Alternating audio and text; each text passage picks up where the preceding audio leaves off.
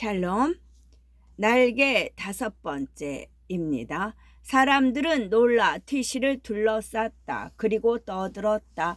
인사불성된 티시의 어깨와 발 사이로는 붉은 선열이 옷 바깥으로 베어 흘러 떨어지고 있었다. 이 사람 형님이 병원을 한답니다. 어딘고 누구 아는 사람 있나? 네, 알아. 어쨌든 메고들 갑시다. 폭양은 돼지를 그대로 불살라 버릴 듯이 내리쬐고 있었다. 목신지경 노래와 목도 소리가 무르녹는 크나큰 공사장 한 귀퉁이에서는 자그마한 소동이 일어났다. 그러나 잠시 후에는 그까짓 것이 다 무엇이냐는 듯이 도로 전 모양으로 돌아가 버렸다. 티씨는 거의 일주야 만에야 의식이 회복되었다. 상처는 그다지 큰 것이 아니었으나 높은 곳에서 떨어지느라고 몹시 놀란 것인 듯 하였다. 티씨의 아내는 곧 달려와서 마음껏 간호하였다. 그러나 업의 자태는 나타나지 않았다. 그가 티씨의 병실 문을 열었을 때 티씨 부부의 무슨 이야기 소리를 들었다. 그러나 그의 얼굴을 보자마자 곧 그쳐버린 듯한 표정을 그는 읽을 수 있었다.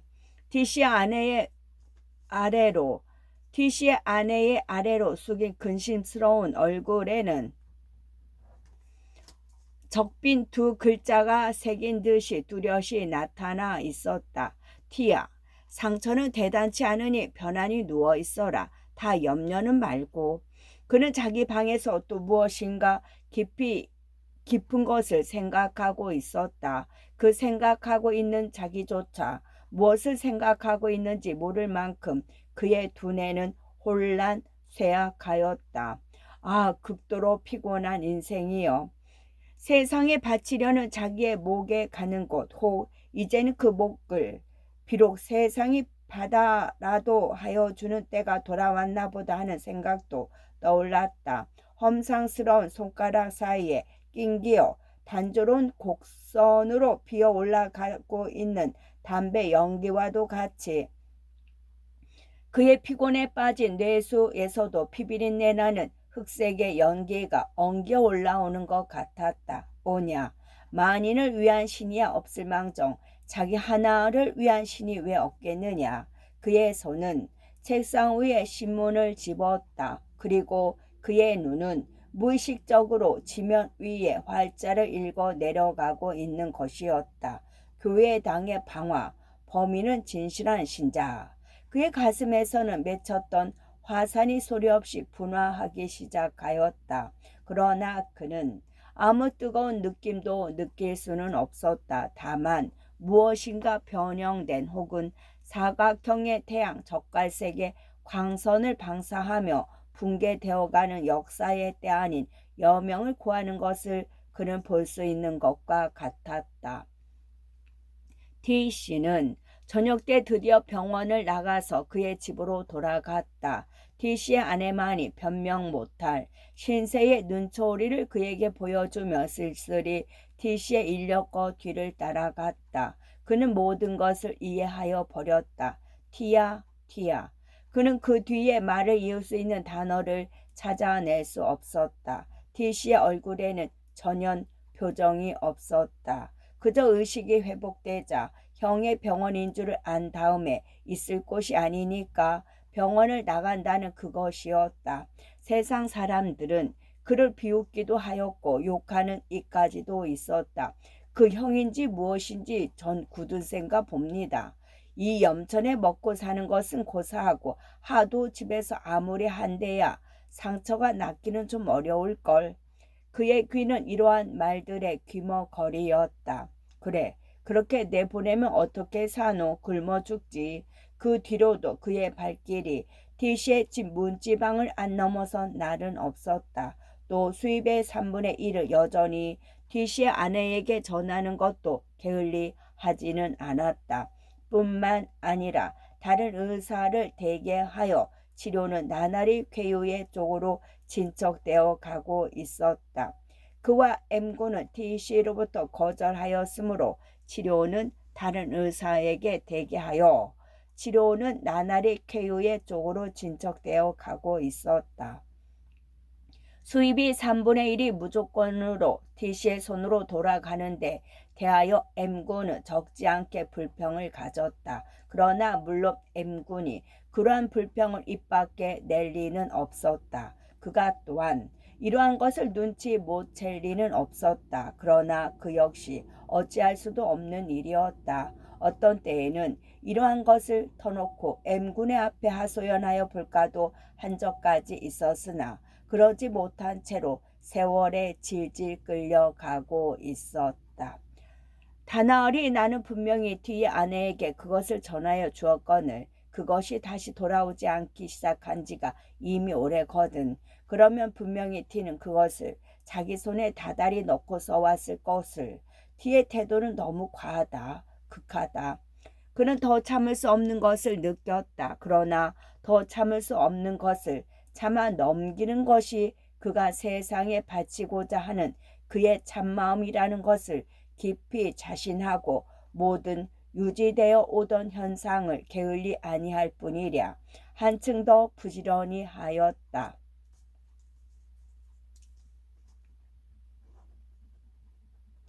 오늘도 또한 그의 절름발이의 발길은 티시의 집 문지방을 넘어섰다. 티시의 아내만이 만면한 수색으로 그를 대하여 주었다. 물론 이야기 있을 까닭이 없었다. 비스듬히 열린 어두컴컴한 방문 속에서 티시의 앓는 소리 섞인 고고는 소리가 들렸다. 좀 어떤가요? 차차 나아가는 것 같습니다. 의사는 다녀갔습니다. 무엇라고 그럽디까요? 염려할 거 없다고. 그만하여도 그의 마음은 기뻤다. 마루 끝에 걸터 앉아 이마에 맺힌 땀을 씻으려 할 때 그의 머리 위 하늘은 시커멓게 흐려 들어오고 있었다. 그런가 보다 하는 사이에 주먹 같은 빗방울이 마당의 마른 먼지를 폭발시키기 시작하였다. 서늘한 바람이 한번 휙 불어 스치더니 지구를 싸고 있는 대기는 벼랑간 완연 전쟁을 일으킨 것 같았다. 티시의 초가 지붕에서는 물이라고는 생각할 수도 없는 더러운 액체가 줄줄 쏟아지기 시작하였다. 그는 고개를 들어 하늘을 쳐다보았다. 그저 무한히 검기만 하였다. 다만 가끔 번쩍거리는 번개가 푸른 빛의 절선을 큰 소리와 함께 그리고 있을 뿐이었다. 세상 사람들에게 이 기다리고 기다리던 비가 얼마나 새롭고 감사의 것이었으랴마는 그에게는 다만 그의 눈과 귀에 감각되는 한 현상에 지나지 않는 것이었다. 새로울 것도 감사할 것도 아무것도 없었다. 피곤한 인생. 그는 얼마 동안이나 멀거니 앉아 있다가 정말 인간들이 내어다 버린 것 모양으로 앉아있는 티시의 앞에 예의껏을 내어 밀었다. 티시의 아내는 그저 고개를 숙였을 뿐이었고 여전히 아무 말도 없었다. 그는 또 거북한 기분 속에서 벗어나려고 어비는 어딜 갔나요? 요새는 도무지 볼 수가 없으니 덜어 들어 앉아서 티 간병도 좀 하고 하지. 벌써 나간 지가 됐세. 도무지 말을 할 수도 없고. 왜 말을 못 하시나요? 우연한 회화의 한 토막이 그에게 적지 않은 의아의 반문을 일으켰다. 속으로는 분하였다. 에이 못낸 자식. 애비가 죽어 들어 누웠는데. 그는 비오는 속으로 그대로 나섰다. 머리 위에서는 우레와 번개가 여전히 끊이지 않고 일었다. 신은 이제 나를 징벌하려 드는 것인가? 나는 죄가 없다. 자, 내가 무슨 죄를 있는가 좀 보아라. 나는 죄가 없다. 그는 자기의 선인임을 나아가 역설하기에는 너무 나약한 인간이었다. 자기의 오직 죄 없음을 죽어가며 변명하는데 그칠 줄밖에 몰랐다. 만인의 신, 나의 신, 아 무죄. 모든 것을 걷어 잡을 수 없이 뒤죽박죽이었다. 자동차의 헤드라이트가 빗속에서 번개와 어우러져서 번쩍였다. 우주통공공사장에서. 그것이 벌써 지는 듯한 여름 어느 날의 일이었었다면 세월은 과연 빠른 것이다. 축 늘어진 나뭇잎에는 윤택이란 것이 없었다. 영원히 윤택이 나지 못할 투명한 수증기가 세계에 차 있는 것 같았다. 꼬박꼬박 오는 졸음을 참을 수 없어 그는 창밖을 바라보았다. 사람들은 여전히 무거운 발길을 옮겨 놓으며 있었다. 서로 만나는 사람은 담화를 하는 듯도 같았다. 장사도 지나갔다. 무엇이라고 소리 높여 외쳤을 것이다. 그러나 모든 사람들은 입만 뻥끗거리는 데에 그치는 것 같이 소리나지 않았다. 고요한 담화인가? 그에게는 그렇게 생각이 되었다. 벽돌집의 한 덩어리는 구름이 해를 가렸다 더 놓을 때마다 흐렸다 개었다 하였다. 그러나 그것도 지극히 고요한 이동이었다. 그의 윈 눈썹은 차차 무게를 눌리는 것 같았다. 얼마 가지 않아서는 아래 눈썹 위에 가만히 얹혔다. 공기가 겨우 통할 만한 작은 그 틈에서는 참을 수 없는 졸음이 그것도 소리 없이 새어 나왔다. 병원은 불규칙한 호흡을 무겁게 계속하고 있었다. 그 불규칙한 호흡은 그의 졸음에 혼화되어 적이 얼마간 규칙적인 것 같이 보였다. 어린아이 울음소리가 아래층에서 들렸다. 그러나 그것도 그의 엿가락처럼 늘어진 졸음의 줄을 건드려 볼 수도 없었다. 한번 지나가는 바람과 같았다. 그 뒤에는 또 피곤한 그의 졸음이 그대로 계속되어 갔을 뿐이다.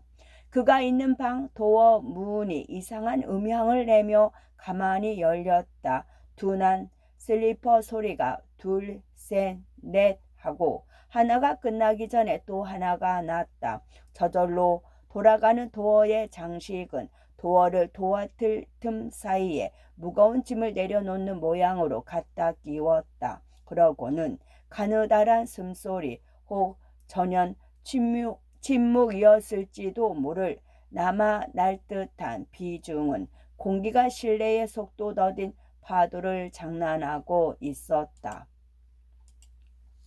1분, 2분, 3분. 선생님 주무세요? 선생님? 시 가노브는 몇 번이나 그의 어깨를 흔들어 보았다.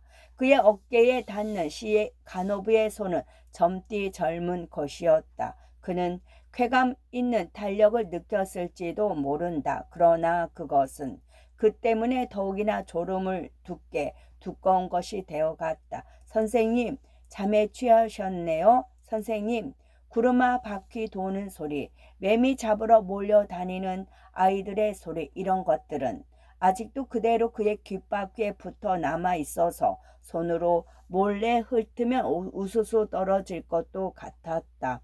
그렇게 그의 졸음 그것만으로 단순한 것이었다.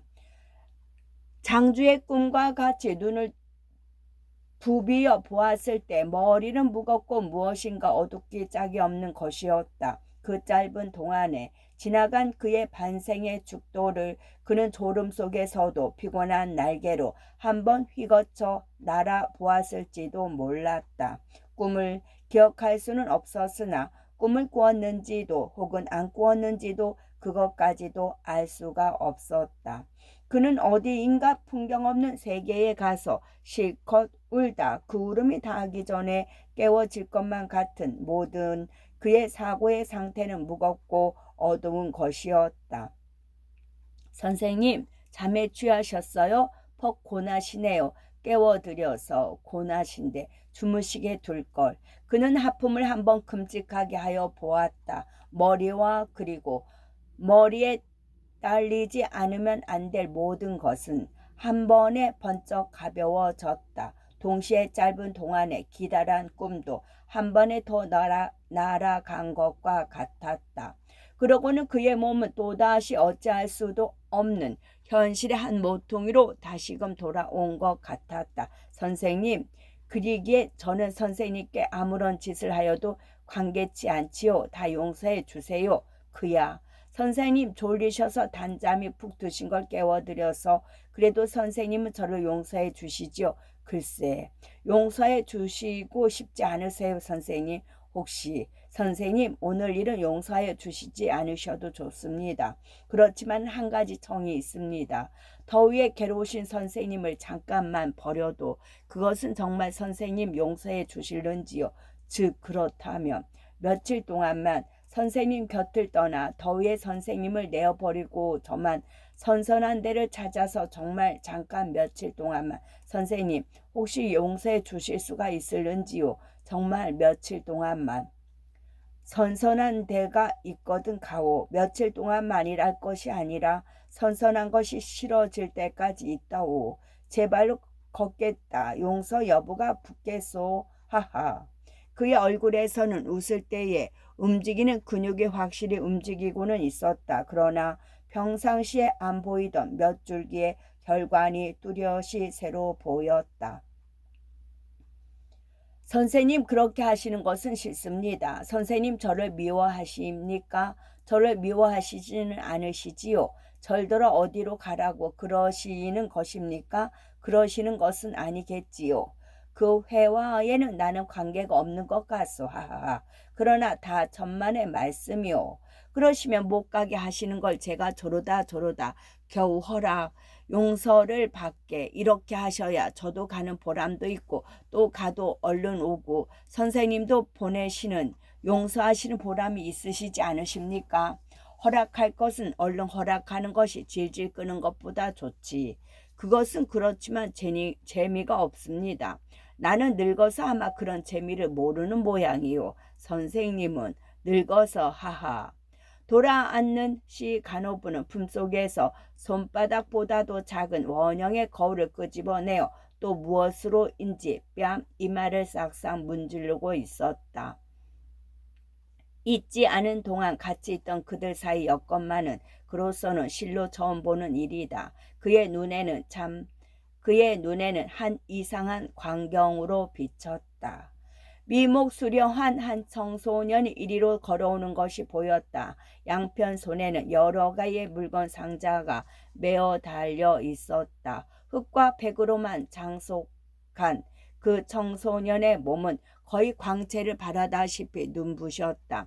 들장에 메어 달려 바깥만을 내어다보고 있던 시 간호부는 그때에 그의 방에서 나갔다. 거의 의식을 잃은 그는 시 간호부의 풍부한 발이 층계를 내려가는 여러 음절의 소리 가운데에 몇 토막을 들었을 뿐이었다. 아래층에서는 가벼운 그러나 퍽 명랑한 웃음소리가 알아듣지 못할 만한 정도로 흐려진 유쾌한 그러나 퍽 짤막한 담화소리에 섞여 들려왔다. 쿵쿵쿵쿵 분명히 4개의 발이 층계를 올라오고 있었다. 큰아버지, 선생님, 고개를 숙인 채 그의 앞에 나란히 서 있는 이 두 청춘을 바라볼 때에 그의 눈에서는 번개가 났다. 혹은 어린 양들에게 100년의 가약을 손수 맺게 하여주는 거룩한 목사와도 같았다. 그의 가슴에서는 형상 없는 물질이 흔들렸다. 그 위에 뜬 조그만 사색의 배를 파손시키려는 듯이 어바, 내가 너를 본 지 몇 달이 되는지. 고개를 숙인 업의 입술은 떨어질 것 같지도 않았다. 어바, 네가 입은 옷은 감도 좋거니와 꼭 맞는다. 그의 시선은 푸른 빛을 내며 업의 입상을 오르내렸다. 어바, 네가 가지고 온 이 상자 속에 든 것은 무슨 좋은 물건이냐? 혹시 그 가운데에서는 나에게 줄 선물도 섞여 있는지. 하나, 둘, 셋, 넷, 다섯. 그의 시선은 다시금 판자 위에 나란히 놓여 있는 여러 개의 상자 위를 하나둘 거쳐가며 산보하였다. 어바, 아버지의 상처는 좀 나은가? 아니 너 최근에 너의 집을 들은 일이 혹 있는가? 내가 보는 대로 말하고 보면 아마 지금 여행의 길을 떠나는 모양이지. 아마 방 안에는 찬바람이 돌았다. 들창을 새어 들어오는 훈훈한 바람도 다 이 방 안에 들어오자마자 바깥 온도를 잃어버리는 것과 같았다. 씨씨는 언제부터 나의 어비와 친하였는지 모르겠으나 자, 두 사람에게 내가 물을 말은 이렇게 두 사람이 내 앞에 함께 나타난 뜻은 무슨 뜻인지, 이야기할 것이 있는지 청할 것이 있는지 혹 나에게 무엇을 줄 것이 있는지. 시 간호부는 어깨를 숙인 채 좌우를 두어 번 둘러보더니 무슨 생각이 급히 떠올랐는지 황황히 그 방을 나갔다. 남아있는 업 한 사람만이 교의에 걸터 앉은 그 앞에 깎아 세운 짐승과 같이 부동 자세로 서 있었다. 그는 교의에서 몸을 일으키며 담배를 한 개 피워 물었다. 연기의 빛은 신선한 정색이었다. 어봐, 이리 와서 앉아라. 큰아버지는 결코 너에게 악의를 가지지 않았다. 나의 묻는 말을 속이지 말고 대답하여라. 네가 돈이 어디서 생겼니? 네가 버는 것은 아니겠지. 어머님이 주십니다. 아범에게서는 얻어본 일이 없니? 없습니다. 그만하면 알았다. 업은 처음으로 그의 얼굴을 한번 쳐다보았다. 시양은 어떻게 언제부터 알았니? 우연히 알았습니다. 사귄 지는 아직 한 달도 못 됩니다. 저것들은 다 무엇이냐? 해수욕에 쓰는 것입니다. 옷 그런 거. 해수욕. 그러면 해수욕을 가는데 작별을 하러 온 것이로군. 물론 시양과 둘이서. 네, 제 생각은 큰아버지를 배웠고 가지 않으려 하였습니다마는 시 간호부의 말이 우리 둘이서 그 앞에 나가 간곡히 용서를 빌면 반드시 용서해 주시리라고. 그 말을 제가 믿은 것은 아닙니다. 그러나 저는 안 올 수 없었습니다. 또 시 간호부는 큰아버지께서는 우리 두 사람의 사이도 반드시 이해하여 주시리라는 말도 하였습니다마는 물론 그 말도 저는 믿지 않았습니다. 잘 알았어. 나는 그러면 나로서는 혹 용서하여 줄 점도 있겠고 혹 용서하지 않을 점도 있을 테니까. 그럼 무엇을 용서하시고 무엇은 용서하지 않으실 터인지요. 그것은 보면 알 것이 아닌가. 그의 말 끝에는 가벼운 경련이 같이 달았다. 책상 위에 끄집어내어 쌓아놓은 해수욕 도구는 꽤 많은 것이었다. 그는 그 자그마한 산 위에 알코올의 소낙비를 내렸다. 성냥 끝에서 옮겨 붙은 불은 검붉은 화염을 발하며 그의 방 천장을 금시로 시커멓게 그을려 놓았다. 소리 없이 타오르는 직물류, 고무류의 그 자그마한 산은 보는 동안에 무너져 가고 하였다. 그 광경은 마치 꿈이 아니면 볼 수 없는 동작이 있고 음향이 없는 반환영과 같았다. 벽 위의 시계가 가만히 세로 한시를 쳤다. 업의 얼굴은 초일초 분일분 새파랗게 질려갔다. 입술은 파래지며 심이 떨었다. 동굴을 싸고 있는 눈 위 두덩도 떨었다. 눈의 흰 자위는 빛깔을 잃으며 회갈색으로 변하고 검은 자위는 더욱더욱 칠흑으로 변하며 정광 같은 윤택을 방사하였다. 그러나 동상 같은 업의 부동 자세는 조금도 변형되려고 하지 않았다. 부지직 소리를 남기고 불은 꺼졌다. 책상을 덮어쌌던 클로드도 책상의 바니스도 나타나고 누웠다. 그 위에 그 해수욕 도구들에 다 타고 남은 몇 줌의 검은 재가 엉기어 있었다. 꼭 닫은 도어가 바깥으로부터 열렸다. 선생님, 오직 한마디. 잠시 나북거리는 그 입술이 달려있는 시 간호부의 얼굴은 심야의 정령이 그것과도 같이 창백하고도 가련하였다. 그뿐만 아니었다. 그러한 시 간호부에 서 있는 등 뒤에 부동명왕의 얼굴과 같이 흑연 화염 속에 인쇄되어 있는 듯한 티시에 그것도 그는 볼 수 있었다. 일순 후에는 그의 얼굴도 창백해지지 않을 수 없었고 그의 입술도 조금씩 그리하여 커다랗게 떨리기 시작하였다. 흐르는 세월이 조라하게 가을을 이 땅 위에 방문시켰을 때는 그가 나뭇잎 느껴오는 수림을 산보하고 업의 병세를 T씨의 집 대문간에 물어 버릇하기 시작한 지도 이미 오래인 때였다. 업은 절대로 그를 만나지 않으려는 것이었다. 그는 업의 병세를 부득이 T씨의 집 대문간에서 묻지 않으면 안 되었다. 오직 T씨의 아내가 근심과 친절을 함께하여 그를 맞아 주었다. 좀 어떻습니까? 그 떠는 증세가 조금도 낫지 않습니까?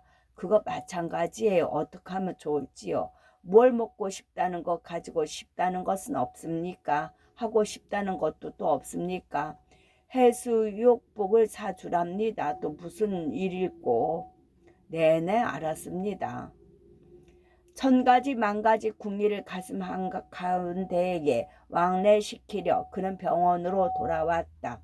비록 이외에 회화를 바꿔 본 일이 없는 사이쯤 된 M군에게 그는 간곡한 어조로 말을 붙여보았다. M군, 도무지 모를 일이야. 모든 죄가 결국은 내게 있다는 것이 아닐까. M군, 자네가 아무쪼록 좀 힘을 써주게.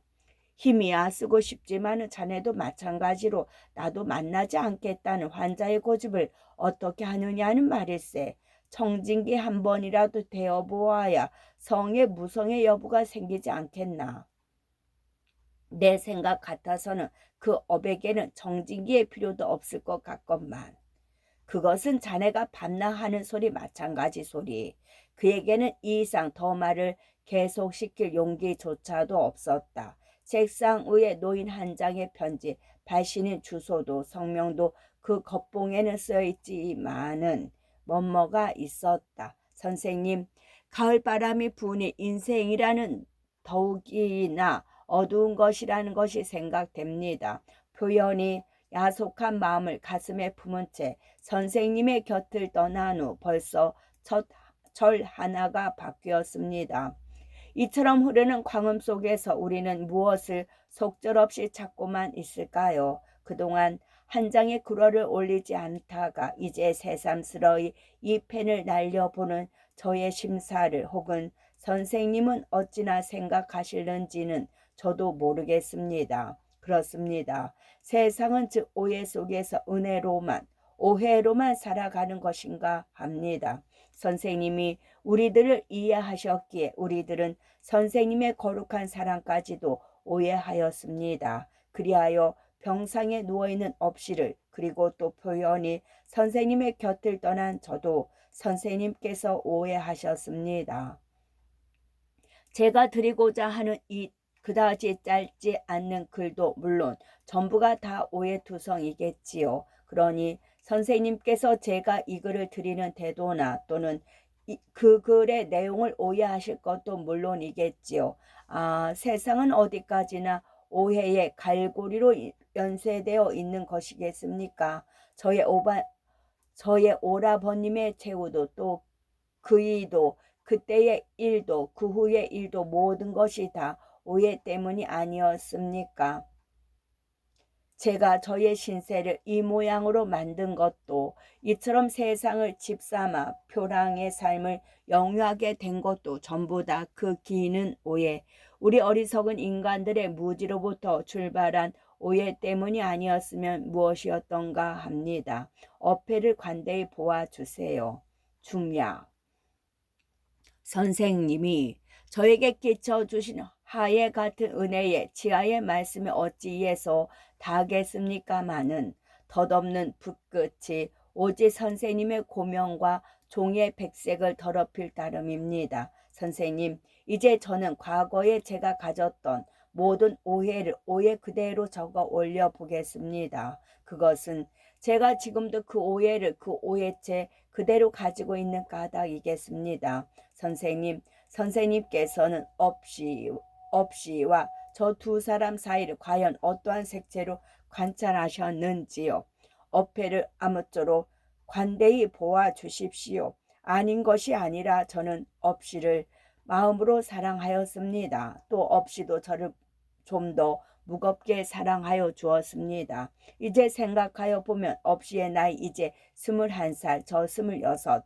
과연 우리 두 사람의 사랑이 철저한 사랑이었다 할지라도 이와 같은 연령의 상태의 아래에서는 그 사랑이란 그래도 좀 더 빛다른 그 무엇이 있지 않으면 안 되지 않겠습니까?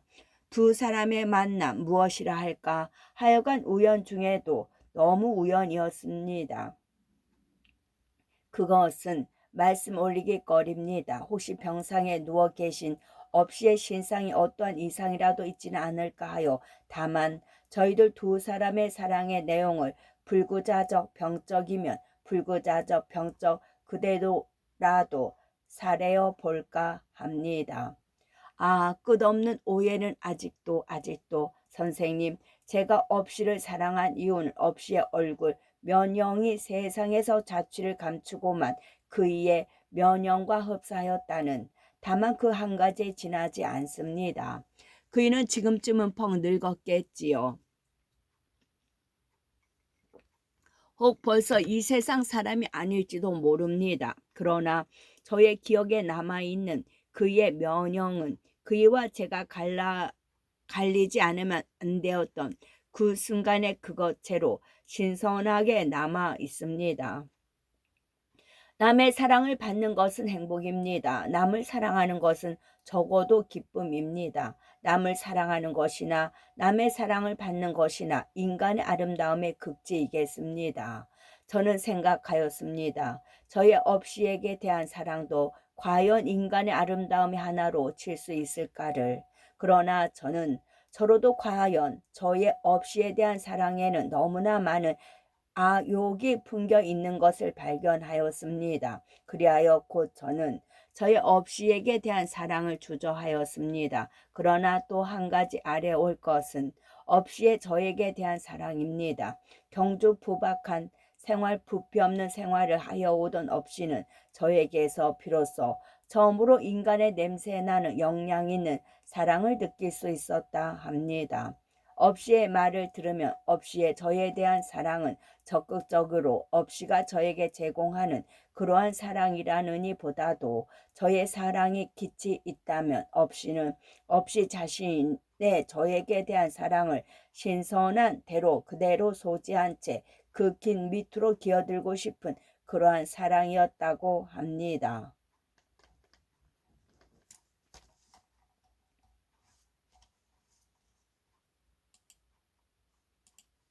하여간 업시의 저에게 대한 사랑도 우리가 항상 볼 수 있는 사정 간의 사랑보다는 무엇인가 좀 더 깊이가 있었던 듯하며 성스러운 것이었던가 합니다. 여러 가지 점으로 주저하던 저는 업시의 저에 대한 사랑의 피로 말미암아 묻어난 용기를 얻을 수 있었습니다. 선생님, 저희들은 어쨌든 이제는 원인을 고구할 것 없이 서로 사랑하여 자유로 사랑하여 가기로 하였습니다. 이만큼 저희들은 삽시간 동안에 눈멀어 버리고 말았습니다. 선생님, 저희들의 사랑꼴은 생리적으로도 한 불구자적 현상에 속하겠지요. 더욱 사회적으로는 한 가련한 탈선이겠지요. 저희들도 이것만은 어렴풋이나마 느꼈습니다. 그러나 사람이 자기의 심각한 추억의 인간과 면역이 같은 사람에게 적어도 호의를 갖는 것은 사람의 본능의 하나가 아닐까요? 생리학에나 혹은 심리학에나 그런 것이 어디 없습니까? 또 사회적으로도 영과 영끼리만이 충돌하여 발생되는 신성한 사랑의 결합체가 존재할 수 있다는 것이 그다지 회개한 사건에 속할까요? 중략. 선생님, 해수욕 행도 저의 제의였습니다. 해수욕 도구도 제 돈으로 산 것입니다. 없이는 헤엄도 칠 줄 모른다 합니다. 또 물을 그다지 즐기는 것도 아니었습니다. 그러나 저의 말이면 어디라도 가고 싶다 하였습니다. 그것을 한 계집의 간사한 유혹이라느니 보다도 모성의 갸륵한 애모와도 같은 느낌이었다 합니다. 선생님, 너무나 가혹하시지나 않으셨던가요? 그것을 왜 살라 버리셨습니까? 업시에게도 기쁨이 있었습니다.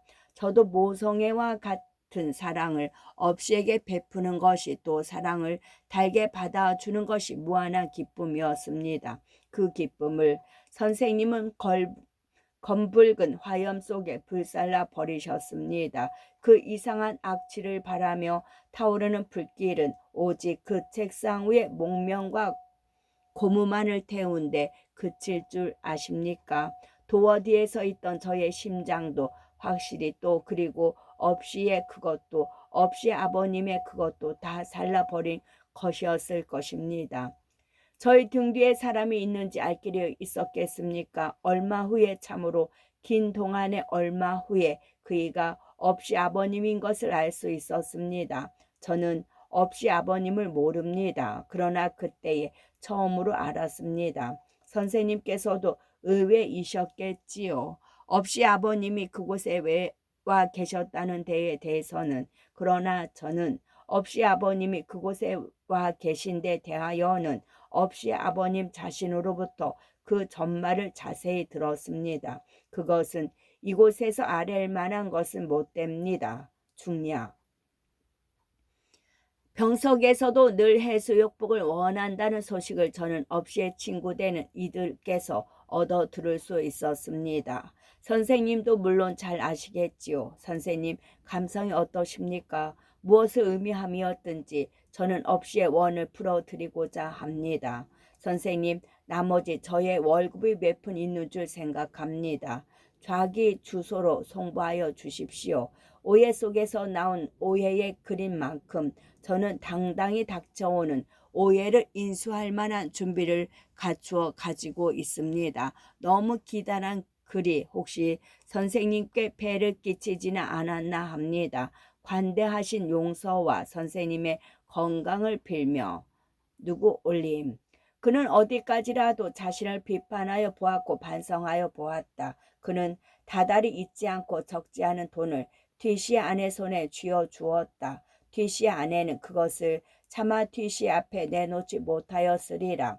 뒤씨 아내는 그것을 업에게 그대로 내어 주었으리라. 업은 그것을 가지고 경조 부박한 도락에 탐하였으리라. 우연히 간호부를 만나 해수욕행으로 결정하였으리라. 아비티 씨가 다쳐서 들어 누웠건만은 집에는 한 번도 들리지 않는 자식, 그 돈을 그 피가 나는 돈을 그대로 저럽고 방탕한 자식에게 내어주는 어머니. 그는 이런 것들이 미웠다. 시 간호부만 하더라도 반드시 유혹의 팔길을 업에 의해 내밀었을 것이다. 그는 이것이 괘씸하였다. 그러나 한 장 뒤 간호부의 그 편지는 모든 그의 추측과 단안을 전보시키고도 오히려 남음이 있었다. 역시 모든 죄는 나에게 있다. 그는 속주머니에는 적지 않은 돈이 들어 있었다. 시 간호부는 3층 한 귀퉁이 조그만 다다미 방에 누워 있었다. 그 품에 전에 볼 수 없던 젖먹이 갓난 아이가 들어 있었다. 시양, 과거는 어찌되었든 지금의 이것은 도무지 어찌된 일이오. 선생님, 아무것도 저는 말하고 싶지는 않습니다. 사람의 일생은 이렇게 죄악만으로 얽어서 놓지 않으면 유지가 안 되는 것입니까? 시양, 나는 그 말에 대답할 아무 말도 가지지 못하오. 오해와 용서, 그러기에 인류 사회는 그다지 큰 풍파가 없이 지지되어 가지 않소. 선생님, 저는 지금 아무것도 후회치 않습니다. 모든 것을 다 후회하지 아니하면 안 될 것이니까요. 선생님 이것을 부탁합니다. 시 간호부의 눈에서는 맑은 눈물 방울이 흘렀다. 그는 시 간호부의 내 어미는 젖먹이를 의식 없이 두 손으로 받아들었다. 따뜻한 온기가 얼고 식어빠진 그의 손에 전하여 왔다. 그때에 그는 누워있는 시 간호부의 초췌한 얼굴에서 10여 년 전에 저 세상으로 간 아내의 면형을 발견하였다. 그는 기쁨, 슬픔, 교착돼 무한한 애착을 느꼈다. 그리고 시 간호부의 그 편지 가운데에 어느 구절을 생각해 내어 보기도 하였다. 그리고는 모든 시 간호부의 일들의 조건 없는 용서라느니 보다도 호의를 붙였다. 선생님, 오늘 이곳을 떠나 가시거든 다시는 저를 찾지를 말아주세요. 이것은 제가 낳은 것이라 생각하셔도 좋고 안 낳은 것이라 생각하셔도 좋고 아무쪼록 선생님 이것을 부탁합니다. 하려던 말도 시키려던 계획도 모두 허사로 다만 그는 그의 포켓 속에 들었던 돈을 시 간호부 머리 밑에 놓고는 뜻하지도 않은 선물을 품에 안은 채 첫눈 부슬거리는 거리를 나섰다. 사람이란 그 추억의 사람과 같은 면형의 사람에게서 어떤 연연한 정서를 느끼는 것인가 이런 것을 생각하여도 보았다. 업의 병세는 겨울에 들어서 오히려 점점 더하여 가는 것이었다. 전씨는 거의 뼈만 남고 살아있다고 볼 수 있는 것은 눈과 입, 이 둘뿐이었다. 그 방 윗목에는 철 아닌 해수욕 도굴로 차 있었다. 업은 앉아서나 누워서나 종일토록 눈이 빠지게 그것만 바라보고 앉아 있었다. 아버지, 말쑥한 새 기와집 안방에 가 누워서 알았으면 병이 나을 것 같아. 아버지 기와집 하나 삽시다. 말쑥하고 정결한 업의 말이었다는 이 말이 그의 귀에 들자 어찌 며칠이라는 날짜가 갈 수 있으랴. 즉시 업의 유언은 풀릴 수 있었다. 새 집에 간 이틀 업은 못 먹던 밥도 먹었다. 집안 사람들과 그는 기뻐하였다. 그저 한없이. 그러나 이미 때는 돌아왔다. 사흘 되던 날 아침. 그 아침은 몹시 추운 아침이었다. 업은 해수욕을 가겠다는 출발이었다. 새 옷을 갈아입고 방문을 죄다 열어놓고 방 윗목에 쌓여있는 해수욕 도구를 모두 다 마당으로 끄집어내게 하였다. 그러고는 그 위에 적지 않은 해수욕 도구에 산에 알코올을 틀어 부으라는 업의 명령이었다. 큰 아버지께 작별의 인사를 드리겠으니 좀 오시라고 그래 주셔요. 어서 곧 지금 곧.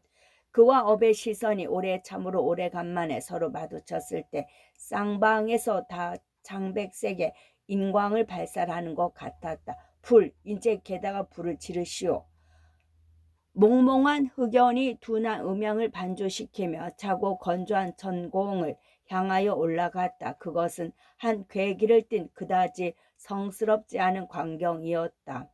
가련한 백부에 그를 입회시킨 다음 업은 골수에 사무친 복수를 수행하였다. 이것은 과연 인생의 일이 아닐까? 작자의 한 상상의 유희에서만 나올 수 있는 것일까? 뜰 가운데에 타고 남아있는 죄 부스러기와 조금도 못함이 없을 때까지 그의 주름살 잡힌 심장도 아주 새카맣도록 다 탔다.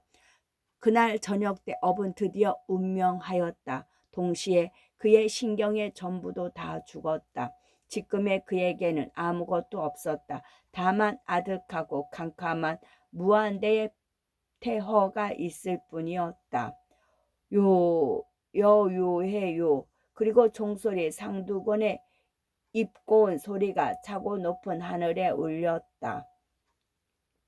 그의 발은 마치 공중에 떠서 옮겨지는 것만 같았다. 심장이 타고 전신의 신경이 운전을 정지하고 그의 그 힘없는 발은 아름다운 생기에 충만한 지구 표면에 부착될 만한 자격도 없는 것 같았다. 그의 눈앞에서는 그 몽몽한 흑연, 업의 새집 마당에서 피어오르던 그 몽몽한 흑연의 일상이 언제까지라도 아른거려 사라지려고는 하지 않았다.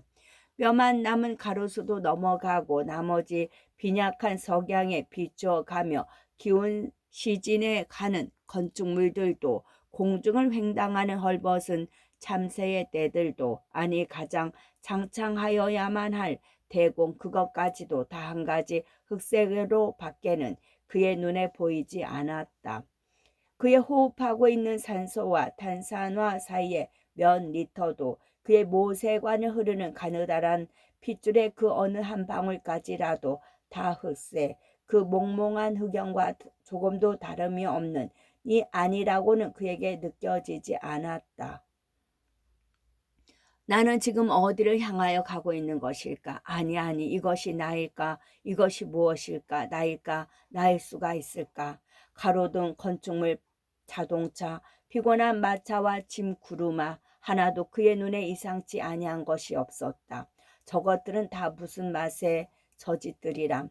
그러나 그의 본기를 상실치는 않은 일신의 제 기관들은 그로 하여금 다시 그의 집으로 돌아가게 하지 않고는 두지 않았다. 손을 들어 그의 집문을 밀어 열려 하여 보았으나 팔뚝의 관절은 굳었는지 조금도 들리지는 않았다. 소리를 질러 집안 사람들을 둘러보려 하였으나 성대는 진동 관성을 망각하였는지 음성은 나오지 않았다. 창조의 신은 나로부터 그 조종의 실주를 이미 거두었는가. 눈썹 밑에는 국달한 눈물방울이 맺혀 있었다. 그러나 그 자신도 그것을 감각할 수 없었다. 그의 등 뒤에서 웬 사람인지 끝.